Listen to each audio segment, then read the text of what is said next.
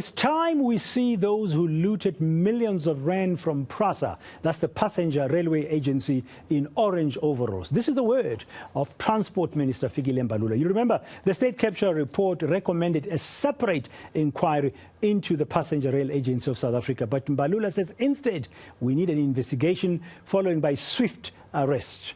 The minister has been briefing the media today on the reconstruction and recovery program for the ailing rail agency. My colleague, business reporter Ropiwa Madzena, has been following this briefing. She's back. She's now in the studio. Good afternoon, Ropiwa.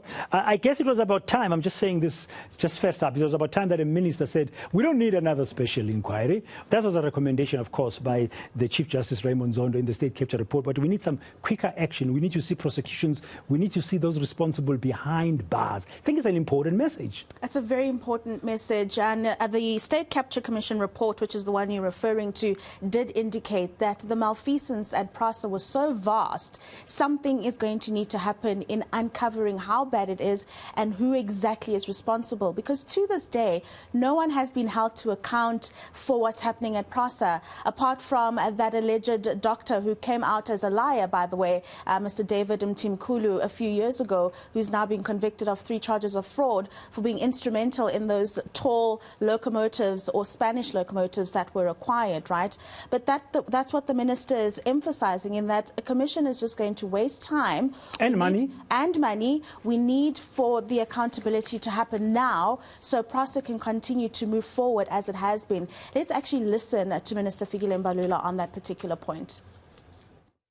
Today we are conducting this oversight on the reconstruction work intended to rehabilitate our infrastructure from pairway, overhead traction, electricity substations, signaling and train stations in these corridors. We will then build on this to implement our modernization program and deploy the new trains across all our corridors. Some of the trains have already been deployed.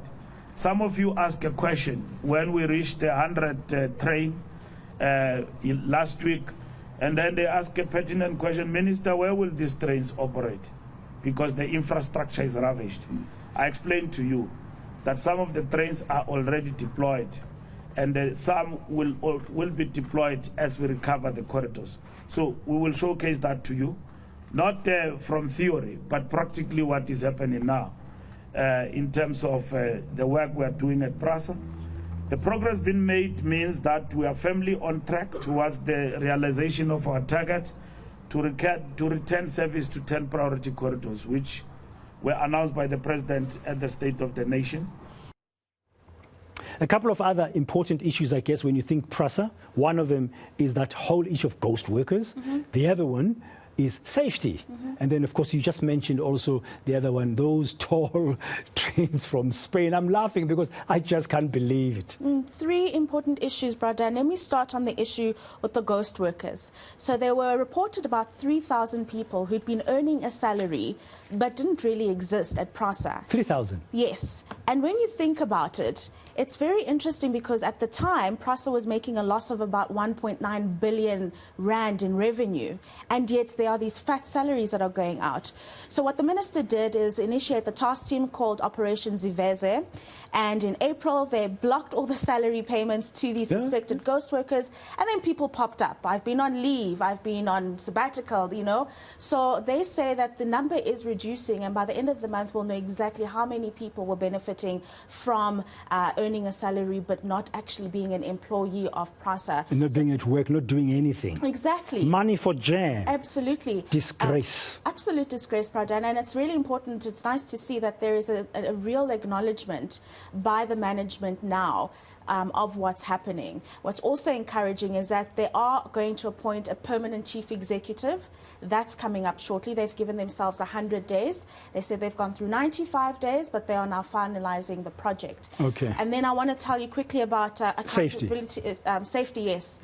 Before I move on to the next one, the safety issue is security. You'll remember in 2019, there were contracts, dozens of them, that were cancelled because they were found to be irregular. These were security contracts. This left PRASA vulnerable to theft and vandalism, which happened. It got worse with the hard lockdowns because no one was guarding anything. So many of the corridors, the 10 corridors that we're speaking about today, were completely dilapidated and had to be rebuilt from scratch almost. So that's what we're seeing now. It says it has hired 3,100 internal security guards, and going forward it's going to be creating contracts with new security companies so that they can expand the footprint or the boots on the ground so that the infrastructure is protected as it is refurbished. The Spanish trains? Sure, that controversial one. So we did hear from the chairman. They have been to Spain. They've seen the remainder of the trains that are there, and they're working out how to bring them back to South Africa and use them. Are they going to be customizing them then for our rail networks? Exactly. So that was the big question, in that we were explained to that it's not that they're tall trains. They are tall, but it's not that they touch the electrical lining on the railway. The problem is that they are diesel trains, locomotives, and that diesel, the fumes, are at risk of hurting the electrical infrastructure because it's so close to the top. So the good thing, apparently, we were told that the direction in which those diesel fumes go on those locomotives can be changed, and that is the process that they are working on. Hopefully some money will be saved. Well, that is the hope. I mean, there is a lot of money that has been lost. They've been unable to retrieve any of it back in terms of the malfeasance in those contracts. What they can do now is use what they have, and they're trying to adapt. And what about accountability? Did the minister speak anything about accountability, Ropiwa? This is actually very good. The CEO addressed us on this issue. There were 44 people who were found to have been implicated in the dodgy contracts at PRASA.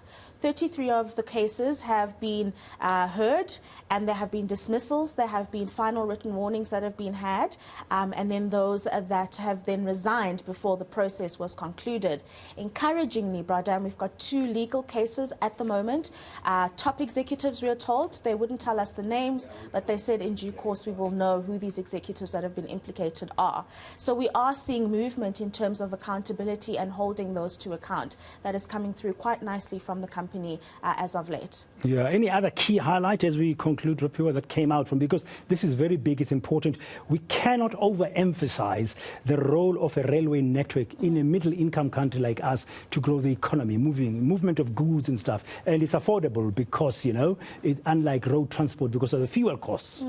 One thing that the minister noted, Bradan, is the fact that no one uses these trains anymore. So from 2010 to 2019, there was a significant decline in the usage of Metro Rail because of safety issues, infrastructure issues, and so people have just dropped it. So his main concern is that a lot of the infrastructure that they're refurbishing might not get used. And the concern there, and it came from a question about revenue, PRASA can't rely on government assistance when it comes to revenue.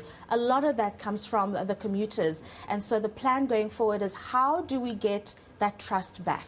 Yeah, I'm tempted. Thank you very much, Ropiwa. I was just looking at you smiling, thinking, you know so much about PRASA. You focused on it at the weekend here on the channel. You've interviewed all these people, and you were with the minister now and the CEO and everybody else. I'm tempted to call you Miss PRASA, but I won't. Thank you very much, Ropiwa Mazena, for that update there. Coming out of that briefing earlier today by the Minister of Transport, Fikile Mbalula, and several other officials about the way forward regarding PRASA. The minister strongly saying, no, we don't need another special inquiry. He believes that what PRASA needs is investigation that will be followed by swift arrests.